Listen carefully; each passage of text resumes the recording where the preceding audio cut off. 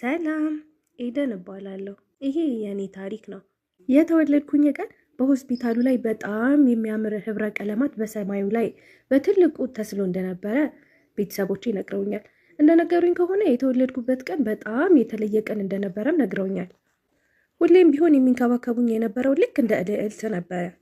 በሰማይ ላይ ድንገት የሚበር አይሮፕላን አይቼ ለእናቴ እንደምፈልገው ስነግራት በሚቀጥለው ቀን በጣም ብዙ የእቃቃ መጫወቻ አውሮፕላኖችን ገዝታ ታመጣልኝ ነበረ።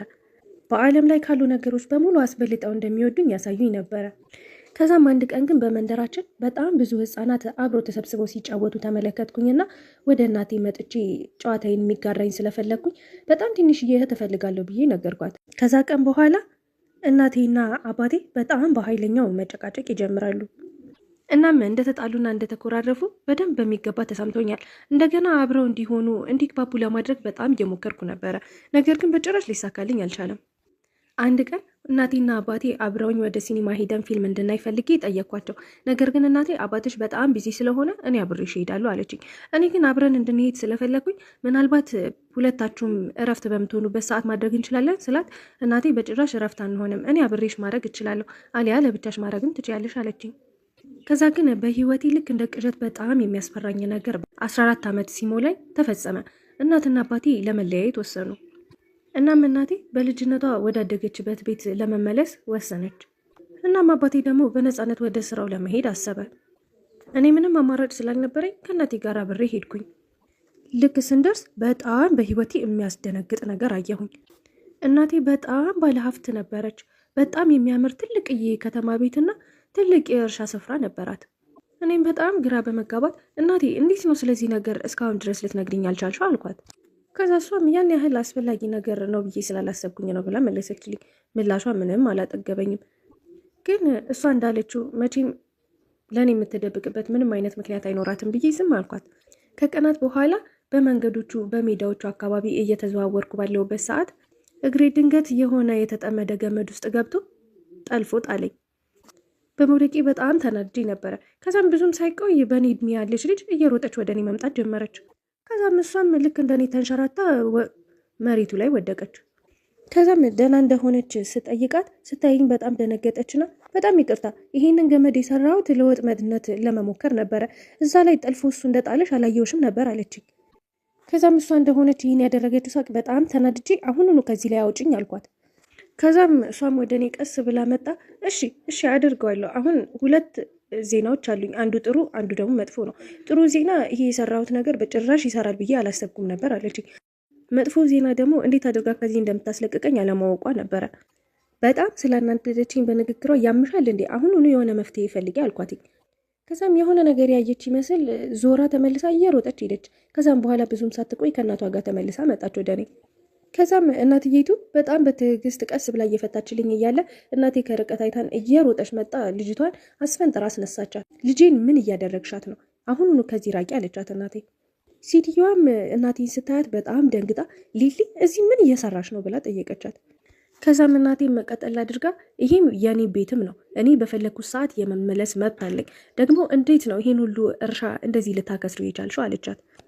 ሴትዮዋም ቀጠል አድርጋ ምንም የሚያገባሽ ነገር የለም፣ ይህንንም የሰራሁት እኔ ነኝ፣ ከቻልሽ እስቲ ከፍ ለማድረግ ሞክሪ ቢዝነሱ። እናም በጭራሽ ስለኔ ቢዝነስ አንቺ ልትነግሪኝ አትችልም፣ ካደረግሽው ነገር በኋላ ተመልሰሽ መጠሽ ፊትሽን ማየቴ በጣም አስደንግጦኛል አለቻት። ከዛም እናቴ ዝም በይ እባክሽ ብላ አፏን ዝም ካስባለቻት በኋላ መጣ እጇን ሰጠኝ፣ አነሳችኝ ከወደኩበት።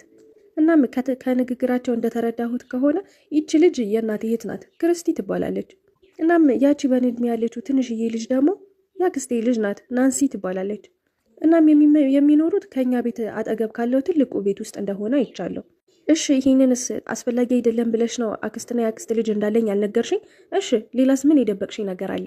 ተጨማሪ ባልና ሌሎች ልጆችም ሊኖሩሽ ይችላሉ ማለት ነው አልኳት በጣም በመበሳጨት። ከዛም እናቴ ምን ነካሽ? ምን እያልሽኝ ነው አለችኝ።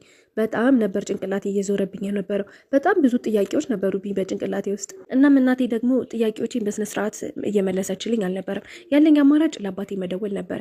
እሱን ደውዬ ጠየቅኩትኝ። እናም ምናልባት ወደ እሱ መምጣት እችል እንደሆነ ጠየቅኩት። ነገር ግን አባቴ ነገሮችን ሁሉ የደበቅንሽ አውቀን አይደለም፣ አሁን ላይ ግን እናትሽ በጣም ታስፈልጊያታለሽ ብሎ መለሰልኝ። በመልሱ ያን ያህል ብዙም አልተገረምኩም፣ ግን ነገሮች በሙሉ በጣም እንድናደድ እያደረጉኝ ነበረ። እናም ከዛ ስሜት ለመውጣት ብዬ ከዛ ቤት ወጥቼ ሄድኩኝ። ከዛ ግን በድንገት በጫካው ላይ ስዘዋወር የሆነ ሰው የማይመስል ነገር ሲንቀሳቀስ ተመለከትኩኝ። በጣም ነበረ የደነገጥኩት። እየጮክ ወደ ቤቴ እናቴን እየተጣራው መሮጥ ጀመርኩኝ። ግን ያ ነገር እኔ ስሮጥ እየተከተለኝ ነበረ። ከዛ ድንገት የሆነ ሰዓት ላይ አደናቅፎት ወደቀ። ከዛም ጉልበቴን መታኝ እያለች ስትጮህ ናንሲ እንደሆነች ተሰማኝና ተመልሼ ሂጄ ናንሲ ምን እየሰራች ነው እዚህ ውስጥ? እንዴት እንደዚህ ትለብሻለች አልኳት። ምንም ማድረግ አልቻልኩም። እናቴ ከአንቺ አካባቢ እንድርቅ አስጠንቀቃኛለች አለችኝ። አሀ እና ታዲያ እናትሽ ካስጠነቀቀትሽ ምን ትሰሪያለሽ እዚህ ጋር? ለምንድን ነው እኔ ጋር እያወራሽ ያለሽው አልኳት። ምንም ፈርተሽ ስትጮሂ ስላየሁሽ በጣም ስላሳዘንሽ ነው ላናግርሽ የመጣሁት። በቃ ጨርሻለሁ አሁን ቻው ብላኝ ጥላኝ ልትሄድ ስትል ናንሲ ቆይ አንድ ጊዜ ብዬ አስቆምኳት። እናም በእናቴና በአክስቴ መሀል ምን እንደተፈጠረና ለምን እንደዚህ እንደሚሆኑ አላውቅም፣ ግን እኔና አንቺ የእነሱን ጉዳይ እንትውና ጓደኛሞች መሆን እንችላለን አልኳት። እሷ በሀሳቤ ተስማምታ እጅ ልጅ ተጨባበጥን። ከዛ ግን ሚስጥሩን ከሁለቱም ለመደበቅ ነበር የተስማማ ነው። እናም የምር አሁን እዚህ ምን እያደረገች እንደነበረ ስጠይቃት ጓደኞቼ እዚህ አብረውኝ ነበሩ፣ እናም እነሱ ሲሄዱ ብቻዬን ቀረሁ አለችኝ። በጣም የምታስቅና ፈኒ የሆነች ልጅ ነበረች። የምታደርገው እያንዳንዱ ነገር በጣም ነበረ የሚያስቀኝ። እናም በዛ ጫካ ውስጥ የምታያቸውን አኒማሎች እነሱን እየመሰለች ስታሳየኝ በጣም በኃይለኛው ነበረ ስታስቀኝ የነበረው። ከዛም የሆነ ቀን ምሽት ላይ ትንንሽ ኩኪሶችን ይዛ ወደ እኔ መኝታ ቤት መጣች በመስኮቱ በኩል። እናም አብረን ኩኪሳችንን እየበላን ሙቪዎች እያየን ነበረ።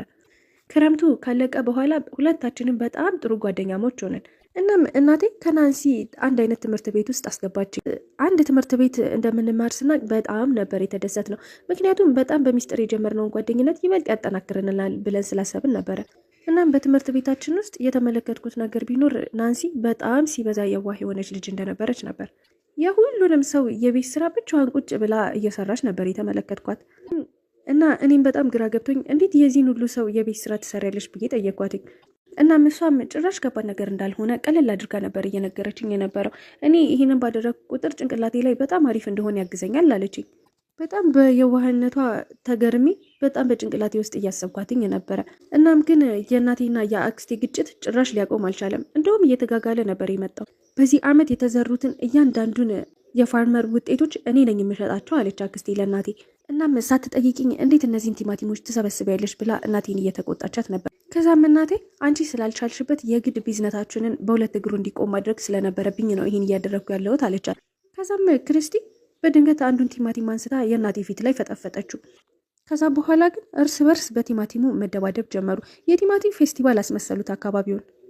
ከዛም ናንሲ እነሱን አይታ አንድ ቲማቲም አንስታ ወረወረችብኝ። ምን እየሰራች እንደሆነ ጩኬ ስጠይቃት አሀ ተረጋጊ፣ ይሄ እንደ ቀልድ ነው እኮ ይህንን አጋጣሚ እንጠቀምበትና እኛ ምንጫወት አለችኝ። በጣም ውድ የሆነች ልጅ ነበረች። ከብዙ ምሽቶች በኋላ ናንሲና እኔ አንድ ቀን ፊልሞችን ውጭ ወጠን ለማየት ተነጋግረን ተስማምተን ወደ ውጭ ወጣን። በጣም ስለወደደችው ሌላ ምሽትም ደግሞ እያስማማችኝ ነበር። ከዛ ግን በድንገት የሆነ ውሻ እኛ ላይ መጮህ ይጀምራል። እናም ሁለታችንም ከመንቀሳቀሳችን በፊት ናንሲ በጣም በፍጥነት ከኔ ርቃ በጣም እየሮጠች ከአካባቢው ተሰወረች። እኔም ለመሮጥ ልሞክር ስል ውሻው ቀሚሴን ይዞ እየጎተተኝ ነበረ። እናም ቀሚሴን ጎትቶ ቀደደብኝ። ከዛም ግን የውሻው ባለቤት እየሮጠ ወደኛ መጥቶ ውሻውን ወደሱ እንዲመጣ ጠራው። እናም ከወደኩበት እንዴትም አድርጎ አስነሳኝ። ውሻውን ስለለቀቀብኝ ይቅርታ ጠየቀኝና ጃኬቱን አውልቆ የተቀደደብኝ ጉርዴ ላይ አሰረልኝ። ከዛም ወደ ቤት እየሸኘኝ ማውራት ጀመረን። እናም የትምህርት ቤታችን ሲኒየር ተማሪ ሲሆን በኢንተርናሽናል ደግሞ ፉትቦል ተጫዋች ነበረ።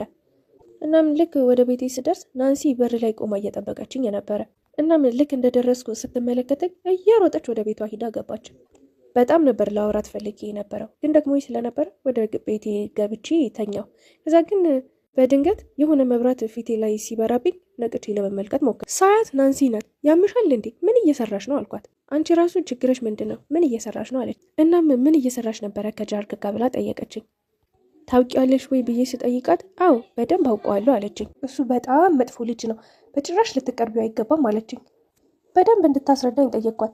ነገር ግን እሷ ምንም ልትለኝ አልፈለገችም። እንዳወዛገበችኝ ጥላኝ እየሮጠች ከአካባቢው ጠፋች። እናም በሚቀጥለው ቀን ልጁን በካፍቴሪያ ውስጥ ተቀምጦ ተመለከትኩት እና ምን ማድረግ እንደነበረብኝ በጣም ግራ ገብቶኝ ነበረ። አማራጭ ስለሌለኝ እሱን አዋርቼ መጥፎና ጥሩ መሆኑን መለየት ነበረብኝ። ከዛም ቀጥ ብዬ ሄጄ ናንሲን ታውቃታለህ ወይ ብዬ ጠየቅኩት። አዎ አውቃታለሁ ብሎ እንደመለሰልኝ ተጨማሪ ጥያቄዎችን ሳልጠይቀው ናንሲ ወደኛ መጣ። የያዘችው ምግብ በሙሉ ላይ ደፋችብኝ። በጣም ተናድጄ ናንሲ ምንድነው ችግርሽ ብዬ ጮኩባት። እሷም የተደናገጠች መስላ በጣም ይቅርታ አድርጊልኝ ሳላስበው ነው የደፋሁብሽ አለችኝ። ነገር ግን እኔ ነገሮችን አውቃ እንደሆነ እያደረገቻቸው ያሉት እየገባኝ ነበረ። በጣም ተናድጄ የደፋችብኝን ቲሸርቴን ስላበላሸችብኝ ወደ መታጠቢያ ቤት ሂጄ እያጸዳሁት ነበረ። እናም ሎከሬ ውስጥ አንድ ንጹህ ልብስ አገኘው። መልበስ ትችያለሽ ይሄንን ብሎ ሰጠኝ። በጣም ደስ የሚል ልጅ ነበረ። ለጓደኝነት የሚሆን አይነት ሰው ነበረ። ግን ናንሲ ለምን ያን ሁሉ ነገር እያደረገች እንደነበረ በጣም ግራ ገብቶኝ ነበር። እናም የዛን ቀን ምሽት ናንሲ ነገሮችን ግልጽ እንድታደርግልኝ ፈልጌ ስለነበረ ቀጥ ብዬ ወደ ቤቷ ሄድኩኝ። እናም በጣም ብዙ ነገሮችን ትነግረኝ ጀመረ። ገና በ5 ዓመቴ ነበረ አንቺን በተዋወቀች መንገድ እኔንም የተዋወቀኝ። ጥሩ ሰው እንደሆነ እንዳስብ አድርጎኝ ነበር። ነገር ግን ከዛ በኋላ በጣም መጥፎ ነገሮችን ነው ያደረገው። በጣም መጥፎ ልጅ ነው አለችኝ። ስትነግረኝ ልቤ ተሰበረ። እሷ ማምነው እንደከዳት ነበር የነገረችኝ እና በሱ የተነሳ ተጎድታ ስለነበረ በጣም አሳዝናኝ እቅፍ አድርጌ ይቅርታ አድርጊልኝ ስለጠረጠርኩሽ አልኳት። በሚቀጥለው ቀን ትምህርት ቤት ውስጥ ሁሉም ቦታ እያየሁት ነበረ። ነገር ግን ጭራሽ ፊት አልሰጠሁትም ነበር። ባላየ ነበር እያለፍኩት የነበረው። እናም አንድ ቀን ወደ ቤቴ ስመለስ ወደ ቤቴ መዳረሻ መንገዱ ላይ አገኘሁት። እናም ለምን እንደዘጋሁት ግልጽ ስላልሆነለት እንዳስረዳው ግራ በመጋባት መንፈስ ጠየቀኝ። ያደረግኩሽ ነገር ካለ ንገሪኝ፣ ማስተካከል ይችላለሁ አለኝ። ከዛ እኔም ግራ ገብቶኝ ማስተባበል ጀመርኩኝ። እኔን ያደረገኝ ነገር ስለሌለ ለመናገር በጣም ተወዛገብኩኝ። እናም ልደቱ በሚያምረው ፌስቲቫል ላይ እንደተዘጋጀና ወደዛ ሊጋብዘኝ እንደሚፈልግ ነገረኝ። እናም እኔ ያሳለፍኳቸውን ነገሮች ወደኋላ መለስ ብዬ አስታወስኩኝ። እሱ ለእኔ በጣም ጥሩ ሰው ስለነበረ አትሊስት እንደ ጓደኛ ቀርቤ ትንሽ ላየው ፈለግኩ። እናም በዛ ምሽት ልደቱን ልቀላቀለው ወሰንኩኝና አብረን ወደ ቦታው መሄድ ጀመርን። እናም በጣም ብዙ ጌሞችን አብረን መጫወት ጀመርን። በጣም ትልቅ እያሻንጉሊትም ተጫውቶ አሸነፈልኝ። ከዛ ግን መሀል ምሽት አካባቢ ለምን እንደዛ ልዘጋው እንደፈለግኩኝ ጠየቀኝ። እና ምንም ግራ በመጋባት ናንሲ ያለችኝን በሙሉ ልነግረው ወሰንኩኝና ሁሉንም ነገር ስነግረው በጣም ነበር የተገረመ። ጭራሽ እንደዚህ የሚባል ነገር እንደሌለና ከፈለግኩኝ በድጋሚ እንድጠይቃት ነገረኝ። እናም ከንግግሩ ናንሲ አውቃ ያን ሁሉ ነገር እያደረገች እንደነበረ ነው የነገረኝ። በጣም ነበር የተናደድኩት በናንሲ። እናም ናንሲ ያንን ነገር አውቃ ስታደርግ እንደነበረ በደንብ ገባኝ። አውቃ እየተጫወተችብኝ ነበረ። ከዛም ከፕሮግራሙ እንደተመለስኩ ቀጥ ብዬ ወደ ናንሲ ክፍል ሄጄ ላናገራት ወስኜ ቀጥ ብዬ ወደ ክፍሏ ገባ። እናም ልክ እንዳገኘኋት መጮህ ጀመርኩኝ። እንዴት እንደዚህ ብለሽ ትዋሽኛለሽ እያልኩ እየጮህኩባት ነበረ። እናም ብዙ ከማውራቷ በፊት ዘልዬ በቡጢ መታዋትኝና መደባደብ ጀመርን። ከዛም ወዲያውኑ ጩኸታችንን ሰምተው እናቶቻችን ወደኛ መጥተው አገላገሉን። እናም እናቴ እናንተ ሴቶች አቁሙ፣ ምንድን የተፈጠረባችሁ ብላ ጠየቀችን። ከዛም ለእናቴ የተፈጠረውን ነገር በሙሉ ስነግራት ክርስቲ መሳቅ ጀመረች። በጣም መሳቅ ጀመረች። ከዛም ክርስቲ ድሮም አፕል ከግንዱ ከዘሩ አያልፍም፣ አንቺም ልክ እንደናትሽ ነሽ አለች። አንቺም ልክ እንደናትሽ የአክስትሽን ልጅ ጓደኛ ለመቀማት እየሞከርሽ ነው አለች። ምን ለማለት ፈልጋ እንደዛ እንደተናገረችኝ አላውቅም። ከዛም ናንሲ በጣም ግራ በመጋባት እማዬ እባክሽ አቁሚ አለቻት። ከዛም አክስቴ ስለተፈጠሩት ሁሉም ነገሮች መናገር ጀመረች። አባቴ መጀመሪያ የአክስቴ ቦይፍሬንድ እንደነበረ ነገረችኝ። ከዛ በኋላ ነው አባቴ እናቴን ካየ በኋላ አክስቴንና ሁሉንም ሰው ጥለው ከአካባቢው ለመጥፋት የወሰኑት። እናም እናቴ አክስቴን በጣም ብዙ ጊዜ ይቅርታ ጠይቄሻለሁ፣ ለምንድን ነው ደጋግመሽ እያነሳሽ ያለችው አለቻት። በጣም ብዙ ነገሮችን አሳልፈናል፣ በጣም እንጓደድ ነበረ፣ ለምን አትረሺውም አለቻት። ከዛም ክርስቲ በጣም በመናደድ እሱ እኮ የኔ ቦይፍሬንድ ነበረ፣ ቀምተሽኛል አለቻት። እናም በጭራሽ በዚህ ነገር ላይ መቼም ቢሆን ይቅርታ ላደርግልሽ አልችልም፣ አሁኑኑ ልጅሽን ይዘሽ ከዚህ ቤት ውጭ አለቻት። እናም ቤታችን ከደረስን በኋላ እናቴን አባቴን በማግባትሽ ታማርሪያለሽ ወይ ትይጸጽትሻል ወይ ብዬ ስጠይቃት እናቴን በጭራሽ አይጸጽተኝም ልጄ፣ በጣም የማይረሱ አመታቶችን በህይወቴ ላይ ሰጥቶኛል አለችኝ። እናም ግን አንዳንድ ጊዜ ጥሩ ነገሮች መጨረሻ አላቸው፣ ነገር ግን ይሄ ነገር በቤተሰቦቼ በአንቺ እንዲያስከፍለኝ አልፈልግም አለችኝ። ያኔ በጣም ልጅ ስለነበርኩኝ የእህቴን ስሜት መረዳት አልቻልኩም ነበር አለችኝ። በጣም ስላሳዘነችኝ ተነስቼ ከመቀመጫዬ ላይ አቀፍኳት።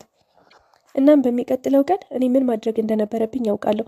ናንሲ ልጁን ትወደው ስለነበረ ቀጥ ብዬ ሄጄ በመካከላችን ወንድ እንዲገባ ጭራሽ እንደማንፈቅድና ከፈለገች እኔ ልተው እንደምችል ነገርኳት። ከዛ ናንሲ አይ በጭራሽ ይሄ ሁሉ የተፈጠረው በእኔ ጥፋት ነው፣ እኔን ይቅርታ አድርጊልኝ አለችኝ። እናም ልጁን እንዳሰብሽው ወድጄው ሳይሆን መጥፎ ሰው ስለመሰለኝ ነበረ እንደዛ የተናገርኩሽ፣ በጣም ይቅርታ አድርጊልኝ አለችኝ። እኔም በጣም ግራ በመጋባትና ስላላመንኳት ግን ያን ምግብ ስለቀናሽ ነበር አመጣሽ የደፋሽብኝ አልኳት። ነገር ግን ናንሲ በጭራሽ እምላለሁ ያ ነገር አደጋ ነበረ፣ በጭራሽ አልቀናውም በእናንተ አለችኝ። ጥሩ ሰው ከሆነማ አንድ ላይ ስትታዩ እንደውም በጣም ታምራላችሁ አለችኝ። እንደዛ ስትለኝ በጣም ነበር የተገረምኩት። ደስ ስላለኝ እንቅ አድርጌ አቀፍኳት። ከዛ ግን ሌላ የቀረን ነገር ነበረ። እነዚህን ሁለት አማቾች እንደገና ማስታረቅ አለብን፣ ይቅር እንዲባባሉ ማድረግ ነበረብን። ከዛም አንድ በጣም ምርጥ ሀሳብ አሰብኩኝ። ወዲያውኑ ለአባቴ ደውዬ ሁሉንም ነገር ነበር። እናም እንደገና ተመልሶ መጥቶ እንዲጎበኘን ጠየቅኩት። እናም እሱም በደስታ ተቀብሎ ወደዚህ መጣ። እናም ስለመጣ በጣም አመሰገንኩት። እሱም በሁሉም ነገር ከጎኔ እንደሚሆን ነገረኝ።